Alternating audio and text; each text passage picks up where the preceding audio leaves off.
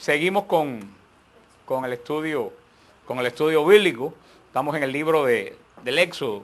¿Algunos se recuerdan cómo se dice Éxodo en hebreo? Shemot. Shemot, ¿se recuerdan? ¿Y qué quiere decir Shemot en hebreo? Nombres. Nombres, porque recuérdense que los libros de la Biblia comienzan en hebreo, los libros de la Biblia tienen el nombre con la primera palabra del libro. Génesis, ¿se acuerdan cómo se llama?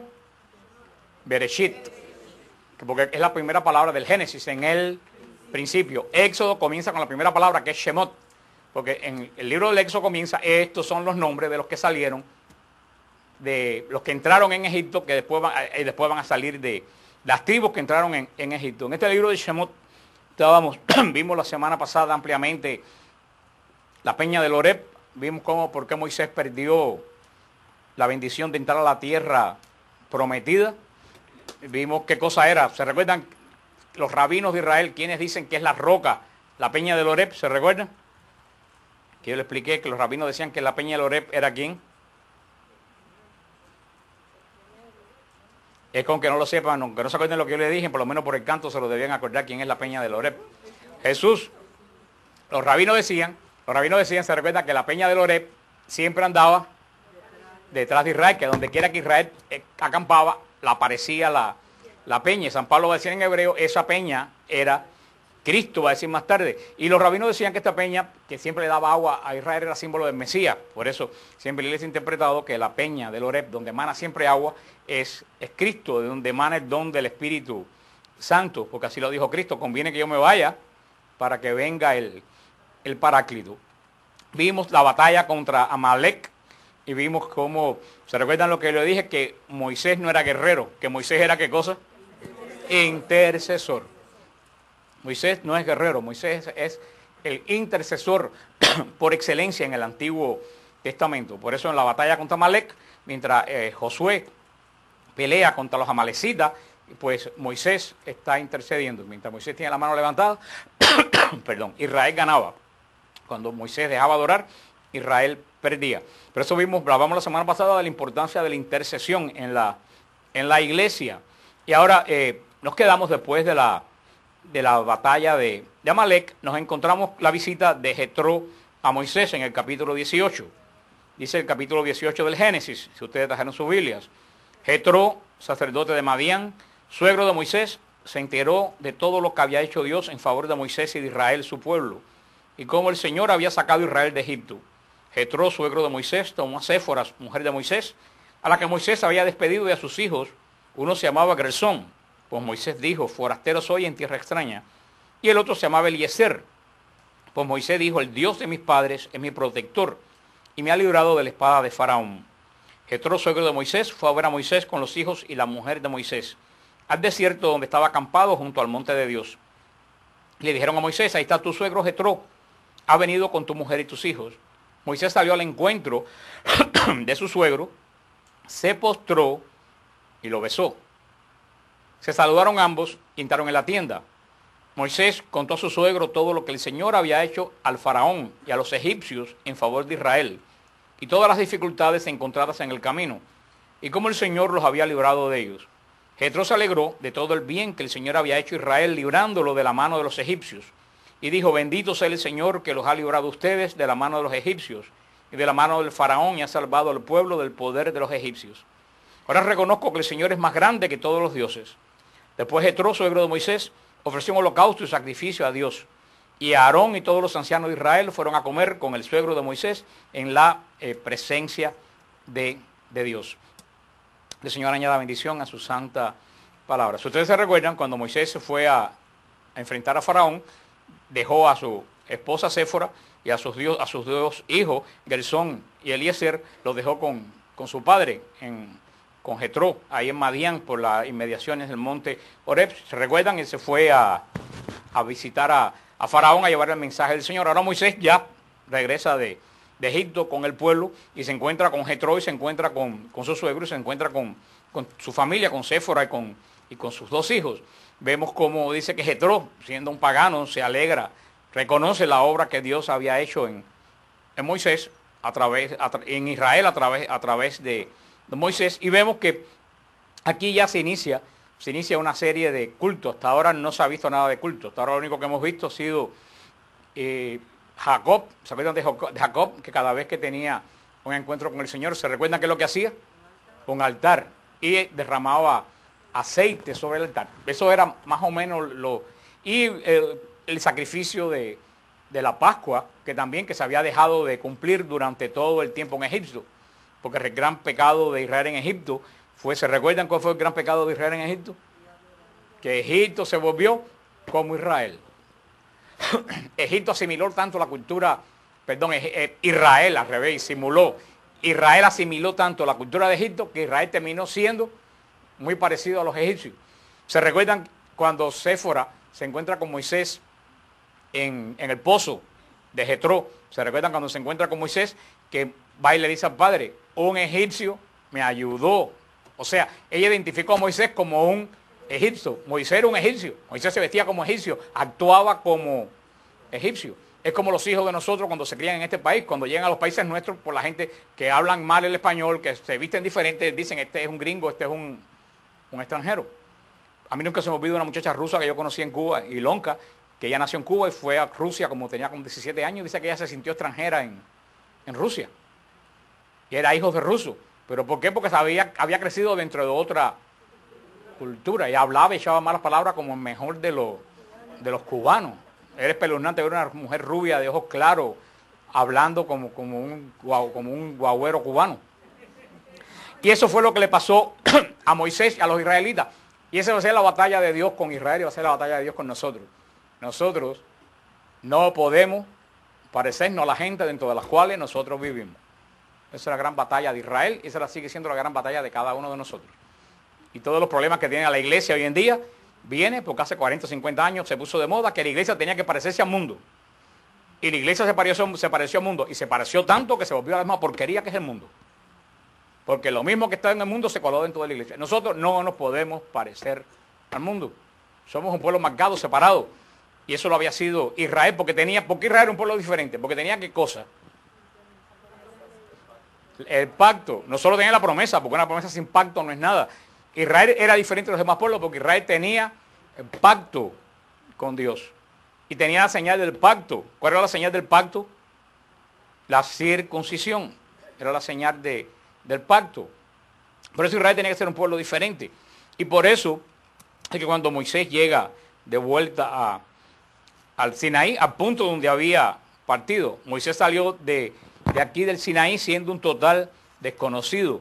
Y ya Moisés regresa. ¿Se acuerdan cómo salió Moisés? ¿Se recuerdan las características de Moisés cuando salió del Sinaí para Egipto? Tenía miedo.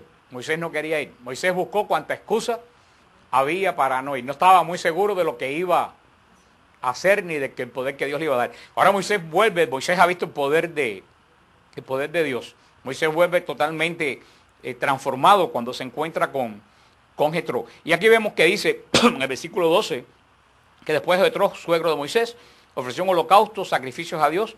Aarón y todos los ancianos de Israel fueron a comer con el suegro de Moisés en presencia de Dios.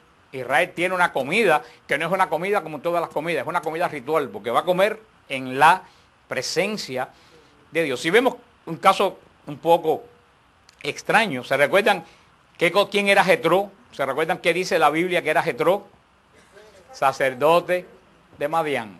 Jetro era sacerdote de Madián. O sea, no era un sacerdote del culto del Dios de Abraham, no era judío, no era del pacto. Sin embargo, vemos que ¿quién ofrece sacrificio aquí? Jetro ofrece sacrificio de los que participa Moisés y Aarón. ¿Por qué? Porque en esta época todavía no estaba instituido el sacerdocio de la alianza, que va a ser el sacerdocio de Aarón, no estaba instituido. Todavía en este momento, ¿quién era el sacerdote? El sacerdote era el primogénito. El sacerdote era el primero, el más anciano de la familia, era el que ofrecía culto a Dios. Y por eso Jetro, que es el mayor de la familia, es el que ofrece un sacrificio a Dios. Acuérdense que todo esto, hasta el capítulo próximo que vamos a ver, no hay mandamiento de ningún tipo entre Dios y su pueblo. Dios ha ido revelando poco a poco. Y dice en el versículo 13, Al día siguiente se sentó Moisés para decidir en los asuntos del pueblo, y el pueblo estuvo ante Moisés desde la mañana hasta la noche. Al ver el suegro de Moisés todo lo que éste hacía por el pueblo, le dijo: ¿qué es lo que haces con el pueblo? ¿Por qué te sientas tú solo mientras todo el pueblo está ante ti desde la mañana hasta la noche? Con que trató Moisés a su suegro: es que el pueblo acude a mí para consultar a Dios.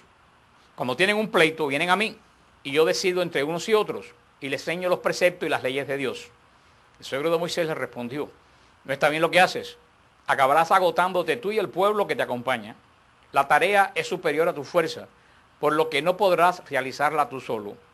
Así que escúchame, te voy a dar un consejo y que Dios esté contigo. Sé tú el representante del pueblo delante de Dios y lleva ante Dios sus asuntos. Intrúyenle los preceptos y las leyes. Enséñale el camino que debe seguir y las obras que ha de practicar. Pero elige de entre el pueblo hombres capaces, temerosos de Dios, hombres honrados e incorruptibles, y ponlo al frente del pueblo como jefes de 1000, de 100, de 50 y de 10. Que ellos administren justicia al pueblo en todo momento. A ti te presentarán los asuntos más graves, pero en los asuntos de menor importancia decidirán ellos. Así aligerarás tu carga, pues ellos la compartirán contigo. Dice en el versículo 24, Moisés siguió el consejo de su suegro e hizo todo lo que él dijo. Eligió entre todo Israel hombres capaces y los puso al frente de su pueblo como jefes de 1000, de 100, de 50 y de 10. Estos administraban justicia al pueblo en todo momento. Los asuntos graves se presentaban a Moisés, mas en todos los asuntos menores decidían por sí mismos. Después Moisés despidió a su suegro, que volvió a su tierra. Que el Señor añada bendición a su santa palabra. Primeramente, ustedes, primero se tienen que ver un dato curioso en Éxodo 18, 7. Moisés aquí había tenido un encuentro con el Señor, ¿sí o no? El Señor lo había escogido a Moisés, ¿sí o no? Le había hablado desde la zarza, ¿sí o no? Le había dado su poder, ¿sí o no? Sin embargo, en el capítulo 18, versículo 7, dice: Moisés salió al encuentro de su suegro, se postró y lo besó. Moisés se postra delante de su suegro. Aquí en algún lugar dice que Moisés hizo algo reprensible. No. Lo que yo hablaba el otro día con un hermano que me decía que si los católicos adorábamos imágenes, y yo le decía, es que tú no entiendes la diferencia. La adoración no es un gesto externo, la adoración es un gesto interno. Yo puedo arrodillarme delante de la tumba de mi mamá o delante de qué sé yo y no estar adorándola. Es sencillamente un gesto de respeto de... Sin embargo, yo puedo estar de pie y tengo mi espíritu sometido a Dios y en reverencia a Dios, y eso es adoración. O sea que la adoración no es un gesto. Es muy banal pensar que la adoración es un simple gesto. La adoración no es un gesto. Puede ser un gesto que representa adoración, pero la adoración es el sometimiento del espíritu a la voluntad de Dios. Es interno. Claro que se manifiesta con gestos externos, pero vemos aquí cómo Moisés se postra, se arrodilla delante de su suegro. ¿Lo está adorando? No, lo está reverenciando. Como va a decir el mandamiento número 4, honrarás a tu padre y a tu madre. La raíz de la palabra honrar es la misma raíz de la palabra adorar, pero en otro sentido, tienen la misma raíz. Honrar quiere decir más allá que reverenciar, es manifestar un profundo respeto y acatamiento a una persona. Por eso, aquí cuando Moisés dice que se postra y lo besa, pues no es reprensible lo que hizo Moisés. Vamos a ver, y también después más tarde, vamos a ver en el camino del desierto, Dios le manda a hacer a Moisés una serpiente de bronce. Y dice que la ponga en alto y que todo el que mire la serpiente, ay mi madre, si lo agarra yo guiando a alguna de esa gente, le dice a Moisés de idólatra para encima. Moisés está poniendo una serpiente de bronce, y ¿para cómo que le va a pasar a la gente? Se va a sanar por mirar la serpiente. Es que el Señor usa símbolos. Uno tiene que saber identificar entre qué cosa es un símbolo y qué cosa es un ídolo. Un símbolo es lo que nos habla de algo que no vemos. Eso es un símbolo. Un ídolo es lo que ocupa el lugar de Dios sin ser Dios. Lo que ocupa tu primer lugar en la vida, que no es Dios, eso es un ídolo. Sencillamente, lo va a decir San Pablo un poco más adelante, la envidia, la odio, la borrachera, la lujuria, que son ídolos. Si tu primer lugar en la vida es el trabajo, ese es tu Dios y tú eres un idólatra. Si el primer lugar en tu vida es el sexo, tú eres una persona adicta al sexo y ese es tu Dios en la vida. O sea que tenemos que saber distinguir, no podemos ser tan limitados de mente de pensar que porque yo me arrodillo ahora, como yo le decía a ese hermano el otro día, cuando tú vas a una congregación protestante, tú ves a todos los hermanos puestos de pie con las manos para arriba. ¿Y quién está parado frente? El pastor. ¿Están adorando al pastor? Pues están al frente de él. Y el hermano me dijo, no lo están adorando porque están adorando a Dios. El pastor nada más que está dirigiendo. Digo, pues así son las imágenes. Yo me arrodillo ante una imagen, no estoy arrodillado un pedazo de palo. Estoy arrodillado delante del Dios vivo, solamente que cogí como referencia un punto que sé que se ve. No sé si usted entiende lo que yo le digo, y me viene de este capítulo 18, versículo 7. Y como eso vamos a ver una serie de cosas en el Nuevo Testamento. Por eso uno no puede ser tan simple como pensar que doblar una rodilla delante de algo sencillamente a un ídolo. No es lo externo, es lo interno. Aquí viene un pagano, aquí viene alguien que no cree en nadie, esa rodilla aquí adelante está adorando a Dios en absoluto. ¿Usted entiende lo que le quiero decir? Vemos aquí cómo ya el pueblo de Dios empieza a tomar ciertas características de pueblo. Vemos como Jetro, le dice a Moisés, mira qué interesante, un pagano le dice a Moisés lo que tiene que hacer. Moisés, lleno de Dios, que habló con Dios, Moisés no se da cuenta que él está abarcando más de lo que puede abarcar. ¿Por qué? Porque Dios habla de diferentes formas. Dios no puede hablar por medio de cualquier cosa. Uno no se puede cerrar a oír la voz de Dios que proviene de muchos, de un amigo, de un hermano, de Dios, hasta la burra de Balaam pudo profetizar. Por eso, Dios le habla a Moisés a través de su suegro Jetro, y le dice, no está bien lo que estás haciendo, tú estás demasiado metido en la administración de este pueblo, y son tantos que tú no tienes tiempo. O sea, es muy interesante. Jetro le dice a Moisés, dedica a hombres que sean prudentes, que sean buenos, para que juzguen y dirijan el pueblo. Y tú ocúpate de qué? De ministrar a Dios, ante Dios, de representar al pueblo delante de Dios. Cuando haya urgente que estos hombres que tú vas a elegir, te lo traigan a ti y tú lo presentas ante Dios y tomas decisión de lo que vas a hacer. Esto verdaderamente es también una gran enseñanza para nosotros. Y esto nos recuerda un poco lo que el Señor le dice a Marta y a María, cuando Marta está tan afanada con todas las cosas de la casa. Y el Señor le dice, Marta, Marta, María escogió la mejor parte. Y hay que ver también en esto, no es que está malo hacer, porque todos estamos llamados a hacer obras en la iglesia. El problema es que cuando nuestra vida se vuelve en un continuo hacer, como decía mi mamá, cuando se saca y no se pone, se acaba.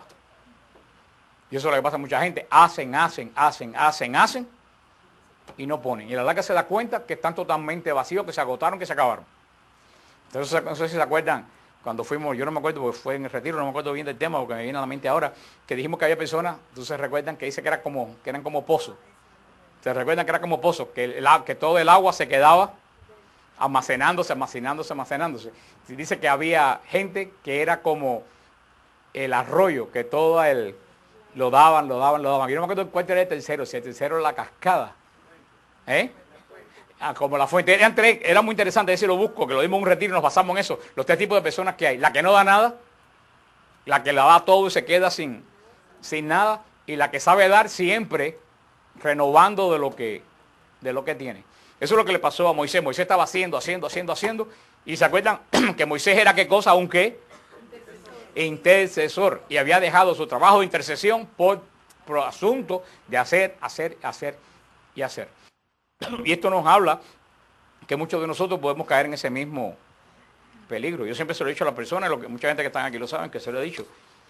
No te metas en 4 y en 5 cosas, porque a la larga te vas a quedar vacío.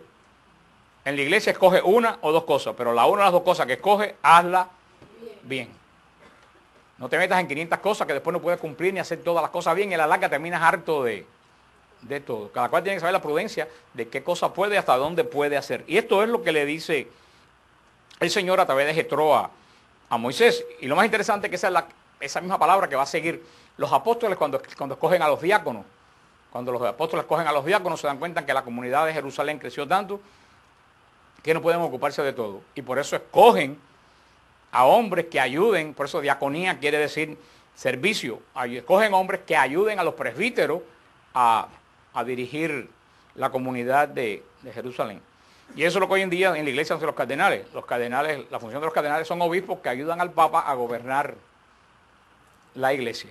O sea que vemos que todo este orden de Dios proviene desde la misma época de Génesis. Ya en el capítulo 19 entramos en la gran teofanía del Sinaí. Y es el capítulo más interesante de todo el Éxodo, y es el corazón del Antiguo Testamento. Dice, al tercer mes de la salida del país de Egipto, ese mismo día los israelitas llegaron al desierto de Sinaí. Partieron de Refidín, llegaron al desierto de Sinaí y acamparon en el desierto. Israel acampó allí frente al monte.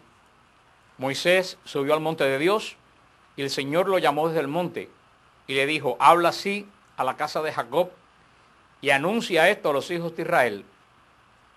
Ustedes han visto lo que he hecho con los egipcios y como ustedes los he llevado sobre alas de águilas y los he traído hacia mí. Ahora pues, si de veras me obedecen y guardan mi alianza, serán mi propiedad. Serán mi propiedad personal entre todos los pueblos, porque mía es toda la tierra. Serán para mí un reino de sacerdotes y una nación santa. Estas son las palabras que ha de decir a los israelitas. Moisés fue y convocó a los ancianos del pueblo y les expuso todas estas palabras que el Señor le había mandado. Todo el pueblo a una respondió, haremos cuanto ha dicho el Señor. Moisés transmitió al Señor las palabras de su pueblo. Aquí comienza la alianza. Aquí comienza la gran alianza que Abraham la recibió, pero no va a ser una alianza definida y oficial hasta que Moisés tiene este encuentro con el Señor en el monte Sinaí. 3 meses se llevó Israel caminar desde que fueron liberados en la Pascua, que cruzaron el mar de los Sargazos, hasta que llegan a la base del monte Sinaí. Hoy el monte Sinaí se llama Gebel Musa. Gebel quiere decir montaña en árabe y Musa, a que no adivinan qué quiere decir. ¿No saben qué quiere decir Musa? Gebel, Santiago ya lo dijo, pero lo dijo tan bajito que nadie lo oyó. Gebel Musa, montaña de Moisés. Musa se parece a Moisés, Musa en árabe es Moisés. Por eso Gebel Musa es la montaña de Moisés. Así le llaman hasta el día de hoy los árabes a este monte del Sinaí. Por eso todos los beduinos del desierto han guardado por siglos este nombre, Gebel Musa. Por eso es que no hay mucha duda de que el monte a que vamos a ir nosotros en octubre es verdaderamente el monte Sinaí. Primero porque el nombre se ha guardado durante siglos. Y segundo porque en la base del monte está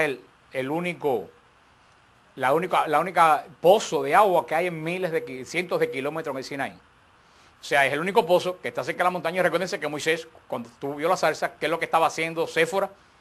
Sacando agua de un pozo. Si no hay más ningún pozo, eso es el único pozo que hay. Y a la montaña le dicen, el Gebel Musa, por todos los siglos, tenemos poca duda de que esa montaña que está ahí, que vamos a ir a la misma montaña de la que estamos hablando. Pasaron por Refidín y llegaron hasta el monte Sinaí. En el monte Sinaí van a acampar casi un año. Cuando vayamos al monte Sinaí, los que van ahí van a darse cuenta que del lado acá casi todo el terreno es rocoso y montañoso, pero del lado acá del monte Sinaí hay una extensión como de 8 estadios de fútbol que es totalmente llana, como si fuera un piso. Yo no tengo duda que en esa extensión que vamos a ver allí, que en esa extensión fue donde acampó Israel. Es el lugar más factible donde puedan poner las tiendas, donde puedan habitar, porque todo el resto es totalmente rocoso, como un gran estadio de fútbol en el medio de todo aquello. Y un poco más para acá está el lugar del becerro de oro, pegado casi a ese campo, que vamos a ver después, porque en ese lugar fue el becerro de oro. Y aquí comienza esta dispensación que va a ser el Señor en el pacto de Abraham, que va a terminar en Moisés. El Señor hizo varios pactos, ha hecho varios pactos a través de toda la historia. Hizo un pacto en el Edén, hizo un pacto con el hombre. ¿Cuál fue el mandamiento que le dio el Señor en este pacto? Crecer, multiplicado. Va a ser después un pacto con Adán, y en la familia también de Caín, que lo va a señalar y dice, no, no te va a matar a nadie porque este signo te va a proteger. Va a ser un pacto con Noé. Voy a poner el arcoíris como símbolo que más nunca destruyo la tierra. Va a ser el pacto con Abraham, que es el gran pacto de Dios, porque los demás pactos son pactos con personas. Ya el pacto con Abraham tiene promesa cósmica, porque le dice, tú serás padre de multitudes y de ti saldrán príncipes y naciones. Un poco más adelante el Señor va a haber este pacto con Moisés, que no es más que ¿qué pacto? El pacto con Abraham. Va a ser un pacto que está en Deuteronomio 30, que se le llama el pacto palestino, que es el pacto de la tierra, dado del pacto de la tierra de Israel. Va a ser un pacto con David. ¿Se recuerdan lo que dice David? Tu casa va a estar firme por siempre delante de mí. Y por último va a ser el nuevo pacto en Cristo Jesús. En realidad son 9 pactos, 8 pactos, lo que el Señor ha hecho con su pueblo, pero estos 8 pactos se pueden resumir, casi todos los demás pactos, el pacto palestino, el pacto mosaico, el pacto davídico, todos esos pactos están dentro de ¿qué pacto? Dentro del pacto de Abraham. Dentro del pacto de Abraham, porque el pacto, ¿de dónde surge David? Del pacto de Abraham. ¿Por qué Israel recibe la tierra? Por el pacto de Abraham. O sea, todos esos pactos están relacionados con el gran pacto de Abraham, que el Señor va a hacer solemnemente, lo va a sellar. Porque se recuerdan, el primer pacto fue solamente con Abraham. Tenía una promesa, pero ¿quién recibe el pacto? Adán, tú y tus descendientes. Pero ¿de quién pasa? ¿El pacto de quién pasa? ¿De multitudes o de persona en persona? De persona en persona. Abraham tiene 2 hijos. ¿Cuántos de los 2 hijos cogieron el pacto? Uno solo. Uno solo. Isaac cogió el pacto. Ismael no cogió el pacto. Después Jacob va a tener 12 hijos. ¿Cuántos cogieron el pacto? Uno solo.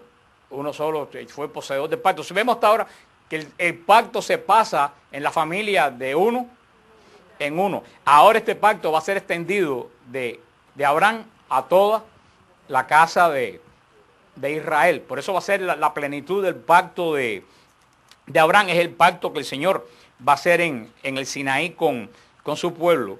De aquí, de este pacto, va a nacer Israel como nación. Vamos a asistir a la clase que viene, vamos a asistir al nacimiento de Israel como nación. Y esto ha sido el camino del pacto de Dios. Primero, ¿cuántas personas estaban en el pacto? Una. ¿Quién era esa persona? Abraham. El pacto se componía de Dios y Abraham. Cuando Sara tiene al hijo, ¿cuántas personas en el pacto? 2. Abraham e Isaac. Después, cuando el pacto pasa a Jacob, ya hay 3 personas. Ustedes ven cómo el pacto va pasando y va pasando. La promesa a Judá que va a estar presente. Y ahora en este momento ya el pacto se va a hacer con toda la casa de Israel. Y en esto surge algo que yo les dije, y lo más seguro es que ya se les haya olvidado. Que qué cosa es lo esencial para el pacto. ¿Alguien se recuerda qué cosa es lo esencial? ¿Qué cosa sin... La de menos mal que Miguelina se acordó. Lo más importante del pacto es que haya sucesión. Si no hay sucesión, no hay pacto. Porque si yo hago pacto con Abraham y Abraham no tiene hijos y se muere Abraham, ¿qué pasa con el pacto? Se acaba. O sea que fíjate que lo importante del pacto es la... Por eso cuando el Señor le da el pacto a Pedro, no se puede quedar con Pedro. Porque cuando Pedro se muere, ¿qué hubiera pasado con el pacto? Se acaba. Por eso tiene que haber una sucesión de Pedro. Para que ese pacto siga moviéndose. Recuérdense, sin sucesión no hay pacto. Por eso si una persona nace 2000 años después del pacto, sin conexión con el pacto, no está dentro del pacto. Porque ha perdido ¿qué cosa? La sucesión. ¿Qué es lo que le pasó a la iglesia de Inglaterra? Perdió la sucesión cuando se separó de Pedro. Y se pierde la sucesión. Hay un vacío en el medio de 300, 400, 500 años. Y eso es clave, hermano. El pacto sin sucesión. No hay pacto. ¿Ustedes entienden eso? Por eso que para el judío es tan importante la descendencia. Y por eso que para las mujeres judías es tan importante tener descendencia. Porque mientras las mujeres judías tenían descendencia, quería decir que el pacto estaba garantizado. Porque había sucesión. Y aquí vemos en esta promesa de la alianza que el Señor le da a Moisés. Fíjate qué interesante. ¿De dónde el Señor habla con Moisés? No, ustedes se han ido para atrás. Ahora, ¿de dónde Moisés habla con, el Señor habla con Moisés ahora en el capítulo 19 que acabamos de leer? Del monte. Cuando ustedes vayan al Sinaí, van a ver que es un monte y los que lo van a subir, van a ver, y Diana que lo bajó por un lugar rarísimo, sabe que es un monte muy alto. Uno empieza a subir el monte y lo sube en camello como 1 hora y media o 2 horas en camello. Y después que los camellos te dejan a mitad del monte, son como 2 horas más a pie. Es un monte alto. No es una cosa gigantesca, pero es más que un monte, es una montaña. Fíjate cómo el Señor, y el Señor habla al pueblo a través de símbolos. Fíjate cómo el Señor cuando da el pacto a Moisés se lo quiere dar como alejado de la gente. Por eso ¿qué le dice a Moisés? Sube, eso es muy importante. Siempre para todo. Tú quieres tener un encuentro con el Señor, tú tienes que subir. Siempre tú tienes que subir. En este caso fue físicamente, hoy en día es espiritualmente. Tú quieres tener un encuentro con Dios, tú tienes siempre que estar subiendo. ¿Y qué cosa quiere decir estar subiendo? Siempre tienes que estar creciendo. Tú no puedes quedarte como cristiano en el mismo lugar que estás. Tú como cristiano siempre tú este año tienes que estar más alto de lo que tuviste el año pasado. Y el que viene tiene que estar más alto que el que tuviste este año. Qué pena que los cristianos están como los que se quedaron en la base de la montaña. ¿Qué le pasó a los que se quedaron en la base de la montaña? Se hicieron ídolos. Adoraron ídolos. ¿Por qué los que estaban en la base de la montaña adoraron ídolos? Porque Dios estaba arriba. Hoy en día Dios viene abajo. Dios viene a la Eucaristía y come con nosotros, pero Dios come abajo con nosotros para ayudarnos a subir. Por eso San Juan Clímaco escribe la escala espiritual y San Juan de la Cruz también escribe la escala mística. Siempre toda la gente espiritual siempre habla que siempre el alma del creyente tiene que subir. Y tú te das cuenta cuando subes una montaña. No sé si algunos de ustedes han subido alguna vez una montaña que sea alta. ¿Alguna vez ustedes han subido una montaña que sea alta? Cuando uno va subiendo una montaña que es alta, a veces alguien se acuerda dentro de qué va entrando. Recuerden que ustedes subían montañas. No, ustedes están muy teofánicos en la parte de nube. Cuando uno sube cualquier montaña, aunque no hagan nube, cuando ustedes van subiendo la montaña, ¿de qué ustedes se van alejando? Del ruido. Pues claro que te aleja de la tierra. Yo me acuerdo perfectamente, mientras más tú subes una montaña, tú cada vez vas sintiendo más silencio. Y mientras más tú subes, sigues sintiendo. Cuando llegas a la cumbre, prácticamente tú no oyes ningún ruido, tú oyes en la cumbre. Y cuando uno llega al alto de la montaña, uno dice, ay, qué bien se está. ¿Por qué está bien? Porque te has alejado de todo el ruido, de todo el corre-corre, que está ¿dónde? En la parte de abajo. Y eso es lo que el cristiano tiene que hacer. El cristiano siempre tiene que subir, alejándose ¿de qué? Del ruido y de los problemas que tenemos aquí y de los afanes que tenemos aquí. Cuando tú te quedas como dice la hermana, en el jaleo que estamos metidos, cuando tú te quedas siempre en esto, ¿tú sabes qué pasa? Que tú terminas haciéndote un ídolo. ¿Y por qué terminas haciéndote un ídolo? Porque tu corazón está lejos de Dios. Porque tu corazón no ha subido. ¿Usted entiende lo que le estoy diciendo? Háganse la prueba cuando ustedes suban a la montaña. Yo me he quedado, cuando era chiquito me he dado cuenta de eso, que en la medida que uno va subiendo, se va haciendo más el silencio. Y en la medida que tú vas subiendo y se está haciendo el silencio, tú empiezas a sentir una tranquilidad tan grande que cuando te sientas arriba no quisieras volver a bajar. Porque uno dice, ay, qué rico, está uno sentado aquí, se imbuya, todo se ve. Es que inclusive, desde arriba de una montaña, el mundo se ve más bonito. Sobre una altura, tú coges ahora y pasas por el expressway y vas para el downtown y tú ves todo Miami abajo y lo ves precioso, lo ves iluminado. Ahora tú bajas y te encuentras Overtown. Ves las calles sucias, los homeless. Yo me acuerdo en el Valle de Viñal, en Cuba, que es un valle espectacular, que tiene un mirador. Tú te paras en el mirador y veías una de las vistas más hermosas que yo he visto en la historia de mi vida, en todo lo que yo he visto. Mira que yo he viajado. Los mogotes, el valle, los diferentes colores de verde y todo eso. Pero cuando nosotros que éramos muchachos bajábamos al valle, cuando tú bajabas al valle, abajo el valle no era bonito. Estaba lleno de fango, de surcos, de matas que te arañaban y ya tú no veías todo verde, veías las cosas medias quemadas. ¿Desde dónde se veía bonito? Desde lo alto. Y eso es lo que le pasa a mucha gente que ve la vida fea, porque ve la vida desde abajo. No ve la vida desde arriba. Y en la medida que uno va creciendo en Cristo, uno ve la vida hermosa, ve la vida diferente, porque te vas alejando de las cosas feas que tiene la vida. Desafortunadamente, la mayoría de los cristianos vivimos todavía caminando, no hemos aprendido como Moisés a subir. Y recuérdense, en lo alto de la montaña, ¿quién estaba? Dios. Y en la base, ¿quién estaba? El becerro de oro. Por eso en el mundo, que la gente que no sube, ¿de qué están rodeados? ¿A qué cosas se unen?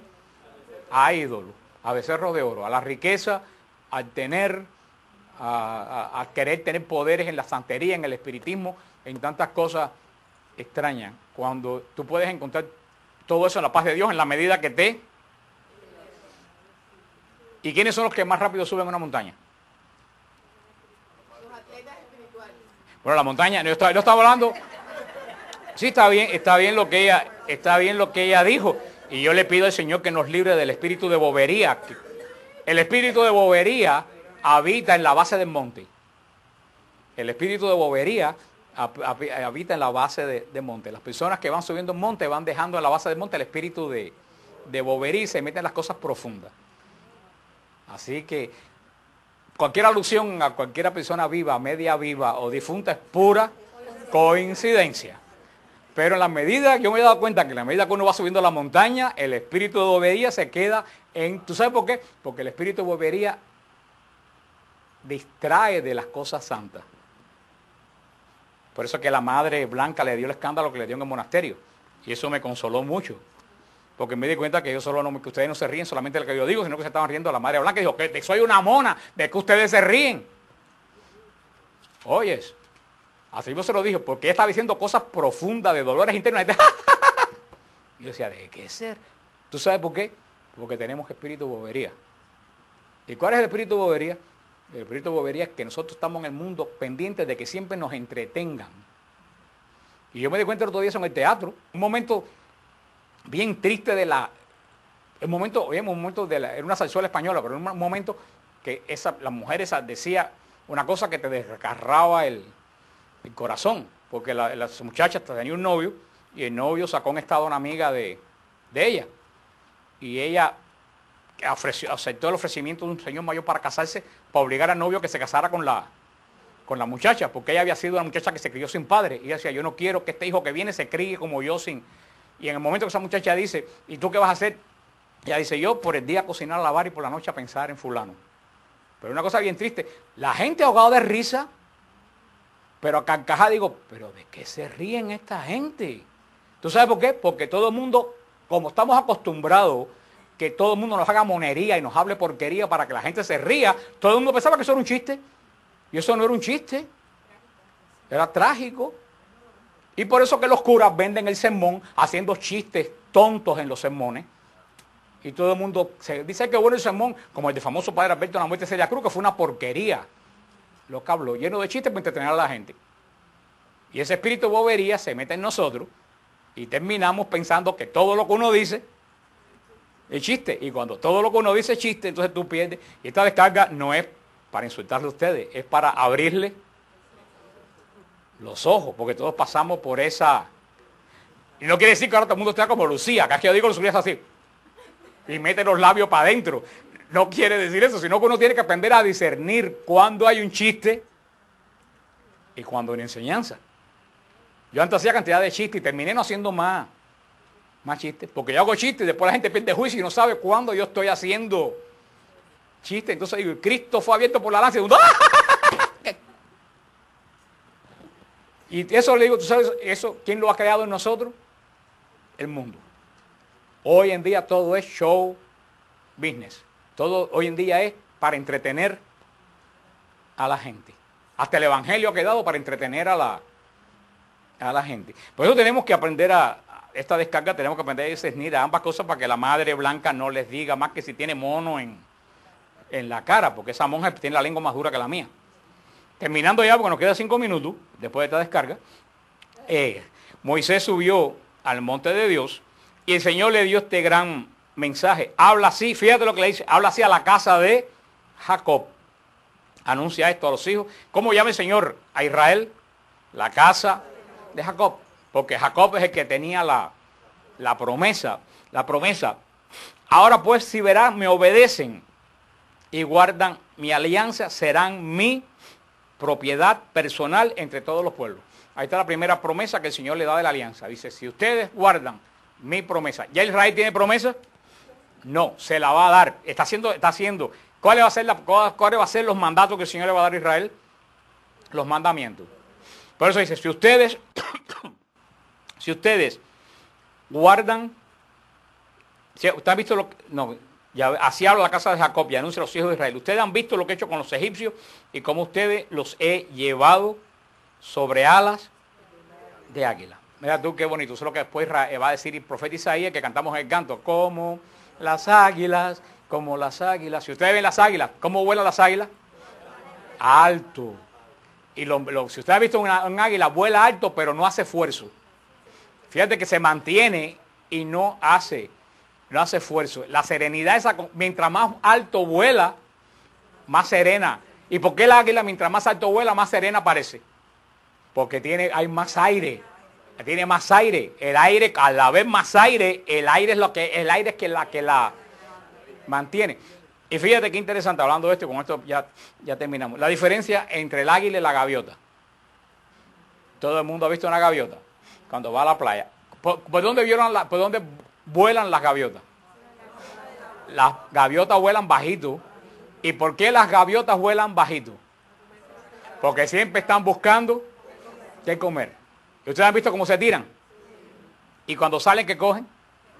Casi nunca cogen nada. Vayan a la playa y fíjense.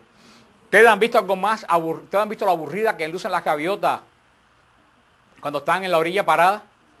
Están así, lucen tristes, lucen tristonas y siempre vuelan bajito y cogen poca comida. El águila vuela alto y cuando se tira, agarra presa grande que le dura para toda la semana. Hermano, eso nos da una idea del mundo espiritual. Hay cristianos que son como las gaviotas y cristianos que son como las águilas. Hay cristianos que se pasan la vida volando bajito. ¿Por qué hay cristianos que se pasan la vida entera volando bajito? Porque nada más que están buscando comer. Comer, pero no comer material. Hay cristianos que vuelan bajito porque nada más que están buscando lo que Dios me da. Lo inmediato, lo que necesito ahora, esto, lo otro, la casa, el carro, la otra cosa. Esa gente andan volando y siempre se le termina una cosa y buscan la otra. Y porque se quedan con hambre como las gaviotas. Porque de volar bajito nada más que recogen cosas que llenan poco. Sin embargo, el águila vuela alto. Y fíjate, las gaviotas siempre están haciendo y gastando energía. El águila planea. Tú tienes que ser un águila en el Señor. Pero para ser un águila tú tienes que volar alto. Y si tú vuelas alto, tú tienes que hacer esfuerzo porque a ti te llega el viento del Espíritu Santo. Y cuando tú vuelas alto, la vista tuya se pone mejor y ves la presa grande que es la que te va a llenar. El cristiano que vuela alto no se nutre de porquería como las gaviotas, se nutre de cosas grandes que lo va a llenar. Por eso, pregúntate hoy en día, ¿qué clase de cristiano soy yo? Gaviota que anda la vida entera pasando trabajo y con cara de tristeza, comiendo poquito, o alguien que vuela alto y come poco, pero cuando come se llena para siempre y sin esfuerzo. Por eso los retiros y todas esas cosas es para que el cristiano, mira, vuela alto. Por eso le dice el Señor, en alas de águila te llevé. El Señor no quiso Israel por la tierra, el Señor ya quiso llevar a Israel por todo lo alto. Ahora, si me obedeces y guardas mi alianza, esta es la gran promesa, serán mi propiedad personal entre todos los pueblos. Mira qué clase de promesa. El pueblo de Israel, recién salido de la esclavitud, va a ser el único pueblo que va a ser propiedad personal. Y cuando tú tienes una propiedad personal, ¿qué tú haces con esa propiedad personal? La cuidas y no dejas que nadie la dañe ni se la lleve. Es tuya. Dios le dice, eso va a ser a Israel, eso va a ser tú para mí, si guardas mi alianza. Éxodo 19, 5. Si tú guardas mi alianza, a ti nadie te va a tocar, porque tú eres mío. Y yo me preocupo porque lo mío nadie lo toque ni lo dañe, porque nadie tiene derecho a dañar y tocar lo que es mío. Porque mía es toda la tierra. Fíjate lo que dice, serán para mí un reino de sacerdotes. El Señor ya le da segunda promesa a Israel. Primero va a ser su propiedad. Segundo va a ser, no un reino cualquiera, va a ser un reino de sacerdotes. Israel estaba, vamos a ver que después esto se perdió. Vamos a ver por qué se perdió todo esto. Israel estaba llamado a ser un reino donde todo el mundo iba a ser, no iba a ser el primogénito. Porque ya, no iba, ya el primogénito de la casa no iba a ser no iba a ser el sacerdote de la familia. Porque el primogénito ya no iba a ser más sacerdote de la familia. ¿Alguien se puede imaginar por qué? Porque Israel entero era el primogénito de Dios. Por eso todo Israel iba a ser sacerdotes.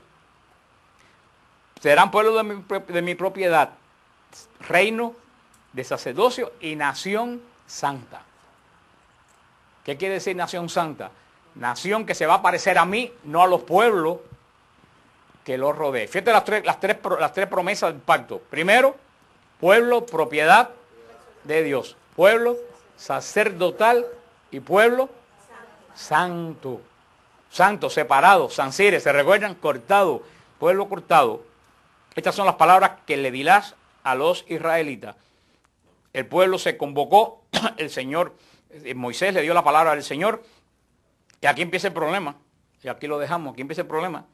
El pueblo contestó, haremos todo cuanto ha dicho el Señor. Y Moisés subió y le dio al Señor, dice Israel, que va a hacer lo que tú dices. Hermano, aquí sí comienza el problema de Israel. Pareciera que iba a empezar, ¿qué cosa? La solución, ¿no? Comienza el problema. Porque Israel voluntariamente dijo que él se comprometía a hacer lo que el Señor le iba a decir. Y vamos después cuando la sangre selle el pacto de Dios. Ahora a ver si alguien se ocurre todo, o se acuerda, porque eso lo hablamos aquí ya, esto que estamos viendo aquí, ¿qué le costó a Israel? Esto que Israel dijo, haremos lo que el Señor diga. ¿Qué le costó? No, ¿qué le costó? No que recibió, ¿qué le costó? ¿Qué libro narra lo que le costó esa palabra a Israel?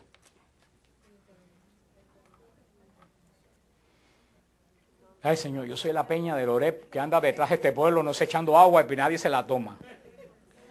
El Apocalipsis, las 3 veces que he explicado Apocalipsis, ¿se recuerdan que le dije que todo lo que cayó sobre Jerusalén cayó porque Israel incumplió precisamente esto que prometió? Acuérdense que dijimos que el Apocalipsis es el libro que cierra la alianza. Esta alianza que se abre aquí ahora, se va a cerrar ¿dónde? En el libro del Apocalipsis. Y todo lo que Israel cayó sobre Jerusalén, que narra el Apocalipsis, la destrucción del templo, la destrucción terrible de Jerusalén, vino porque Israel no cumplió lo que prometió. Por eso uno tiene que tener cuidado con lo que uno le promete a Dios. Uno es muy ligero para prometerle cosas. Señor, te voy a servir toda la vida. Tú ten cuidado lo que tú le prometes a Dios en un momento emocional.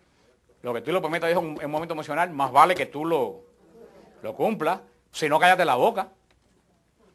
Eso es lo que pasa con los sacerdotes, eso es lo que pasa con los consagrados. Cuando tú lo haces, o eso que le pasa con los casados, una vez que tú le haces una promesa al Señor y el Espíritu Santo lo sella, más vale que cumpla lo que prometiste. Ay, se me acabó el amor. Al Señor no le importa.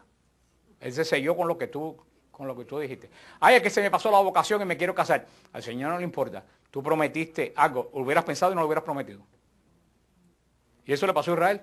El Señor, Moisés reunió a Israel y le preguntó, esto es lo que plantea el Señor. Pueblo de mí, propiedad, nación, sacerdotal, pueblo, santo. Si cumplen, ¿y qué dijo Israel? Nosotros sí queremos esas 3 condiciones y vamos a cumplir lo que el Señor le dio. Hermano, a partir de ahí Israel está amarrado con su pacto con el Señor. Entonces más le hubiera valido a Israel que se hubiera puesto a trabajar ¿en qué? En restaurar su pacto con Dios. En vez de Israel restaurar el pacto con Dios, ¿qué fue lo que hizo Israel? Total. Y le decían a Israel, ahí vienen los babilonios. Los profetas decían, por ahí vienen los babilonios. Israel, si estamos de lo más de lo más bien. Mira el templo lleno de gente, mira las trompetas como suena, que vienen los babilonios, mira las murallas de Jerusalén, mira los palacios que tenemos, que vienen los babilonios, y los babilonios llegaron y arrasaron a Israel. El Señor le dio una segunda oportunidad y Nehemías se lo dijo: regresen al pacto de Dios. Los profetas se lo gritaron: regresen al pacto de Dios. Y Israel llegó el Mesías y el Mesías se lo dijo: vengo a sellar el pacto. ¿Y qué hicieron? Mataron al Mesías. Por eso que Cristo llora sobre Jerusalén y dice: ¿qué más pude hacer por ustedes que no he hecho? Le he mandado los profetas, por último he venido yo mismo. Y ustedes no me escuchan. Y por eso estas palabras, cuando uno mira a Jerusalén y oye las palabras de Cristo: ¿qué más pude hacer por ti que yo no haya hecho? Por eso el castigo sobre Jerusalén fue tan terrible. Dice: ¿cómo Dios permitió eso? Pero es que Dios se agotó tratando de restaurar a Jerusalén, pero Jerusalén no quería ser restaurada, porque Israel fue infiel. Aparte, hermano, hoy en día nosotros que estamos sellados por el bautismo, estamos exactamente, no queremos ser restaurados muchas veces. Y el Señor te da una oportunidad, y te dará otra oportunidad, y te vuelve a dar otra oportunidad, pero tú no quieres ser restaurado. Y tú tienes un pacto con Dios. Por eso cuando la mano de Dios viene encima es terrible. Suerte que nosotros tenemos lo que no tenía Israel. ¿Qué es lo que tenemos nosotros que no tenía Israel? La mediación de Jesucristo. Israel estaba entre la ira de Dios e Israel, no había absolutamente nada. Una chiva que mataba el sumo sacerdote una vez al año. Nosotros ahora tenemos la mediación de Cristo, pero tampoco te confíes, porque la mediación de Cristo actúa hasta un momento. Llega un momento que tú tienes que responder de tu vida. Así que la semana que viene comenzamos con esta parte que es el corazón de la alianza, Berit, la alianza de Dios con Israel, que es el corazón de Israel. Lo que vamos a ver la semana que viene, eso nos va a servir para entender la venida de Cristo y nos va a servir para entender el Apocalipsis. Si tú no entiendes esto, tú no puedes entender la gente ve el Apocalipsis como un libro extraño. El Apocalipsis es la conclusión de lo que comienza aquí. Cuando tú entiendes el Éxodo, entiendes el Deuteronomio, tú entiendes el Apocalipsis. Porque vamos a ver que los estratos de la alianza, así mismo está escrito el libro del Apocalipsis. El Apocalipsis, cada sello que se va rompiendo, es un pedazo de la alianza que el Señor va leyendo, y cuando el Señor lee la alianza con Israel y mira para Israel, ve que cada sello que se rompe, que cada capítulo de la alianza, Israel la incumplió. Y esos son los sellos que se van rompiendo y las granizadas, las trompetas, los castigos que va cayendo sobre Israel. Todas las consecuencias de no cumplir la alianza. Uno va a decir: ¿pero por qué Dios es tan duro? Pero hermano, ¿cuántos años pasaron de la alianza al Apocalipsis?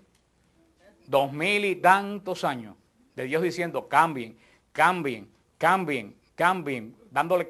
Llega un momento que el Señor le dice a través del profeta Isaías, le dice a Israel: no encuentro dónde darte un golpe ya de la cantidad de chichones que tienen. Y tú no cambias. No cambias. Y eso el Señor lo puede decir a cada uno de nosotros: ya no sé dónde te voy a dar. Ya no sé hasta dónde te voy a llevar. Y tú dices: ¿por qué tú me castigas? Y yo te dice: yo no te castigo, yo te amo. Si te doy palos porque te amo y quiero que cambie. Y por eso vemos tanta gente golpeada. Hay gente que cuando tú estás golpeado, pregúntale: Señor, enséñame qué es lo que estoy haciendo mal. Porque el Señor no da palo por gusto. El Señor da palo porque ama.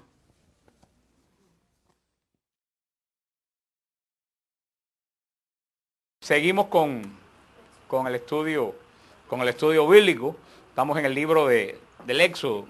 ¿Algunos se recuerdan cómo se dice Éxodo en hebreo? Shemot. Shemot. ¿Se recuerdan? ¿Y qué quiere decir Shemot en hebreo? Nombres. Nombres. Porque recuérdense que los libros de la Biblia comienzan en hebreo. Los libros de la Biblia tienen el nombre con la primera palabra del libro. Génesis, ¿se acuerdan cómo se llama? Bereshit, porque es la primera palabra del Génesis, en el principio. Éxodo comienza con la primera palabra, que es Shemot, porque en el libro del Éxodo comienza: estos son los nombres de los que salieron, de los que entraron en Egipto, que después van a salir de las tribus que entraron en Egipto. En este libro de Shemot vimos la semana pasada ampliamente la peña del Oreb, vimos por qué Moisés perdió la bendición de entrar a la tierra prometida. Vimos qué cosa era. ¿Se recuerdan?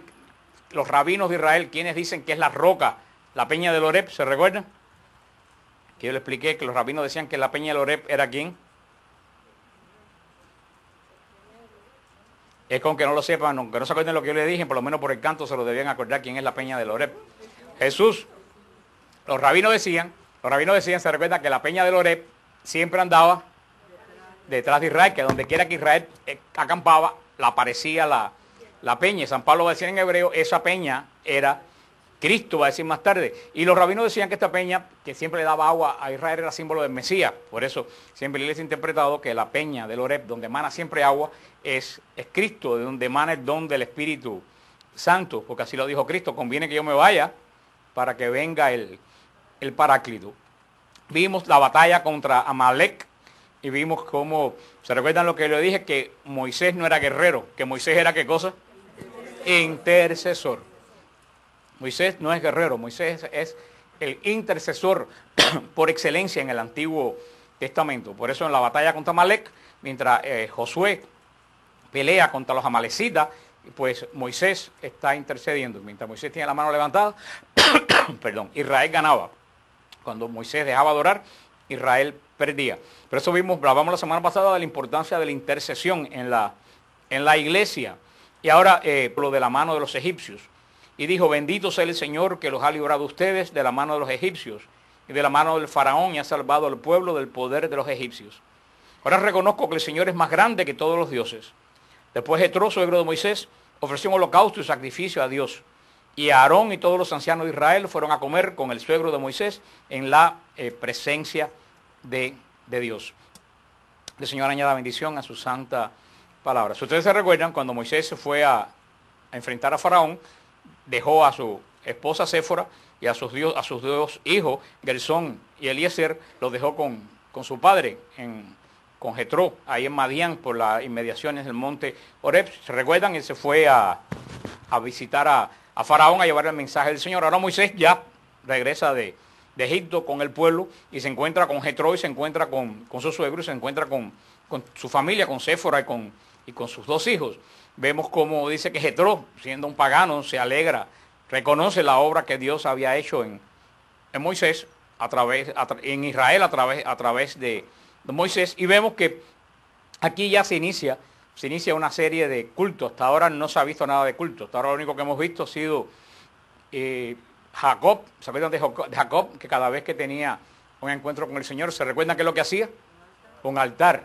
Y derramaba aceite sobre el altar. Eso era más o menos el sacrificio de la Pascua, que también que se había dejado de cumplir durante todo el tiempo en Egipto, porque el gran pecado de Israel en Egipto ¿se recuerdan cuál fue el gran pecado de Israel en Egipto?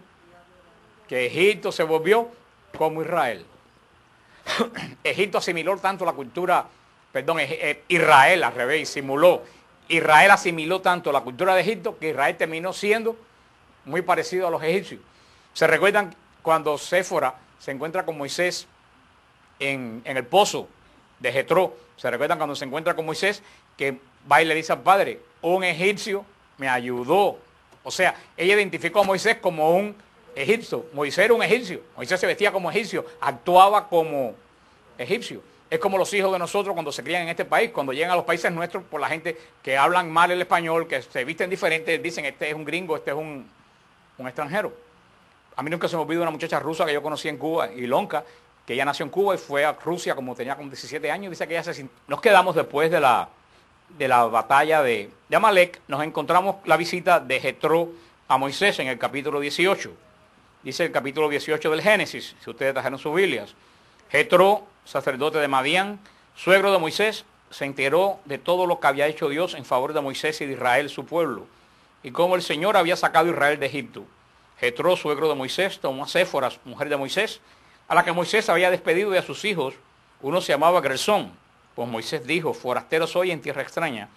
Y el otro se llamaba Eliezer, pues Moisés dijo, el Dios de mis padres es mi protector y me ha librado de la espada de Faraón. Jetro, suegro de Moisés, fue a ver a Moisés con los hijos y la mujer de Moisés al desierto donde estaba acampado junto al monte de Dios. Y le dijeron a Moisés, ahí está tu suegro Jetro, ha venido con tu mujer y tus hijos. Moisés salió al encuentro de su suegro, se postró y lo besó. Se saludaron ambos y entraron en la tienda. Moisés contó a su suegro todo lo que el Señor había hecho al faraón y a los egipcios en favor de Israel, y todas las dificultades encontradas en el camino, y cómo el Señor los había librado de ellos. Jetro se alegró de todo el bien que el Señor había hecho a Israel, librando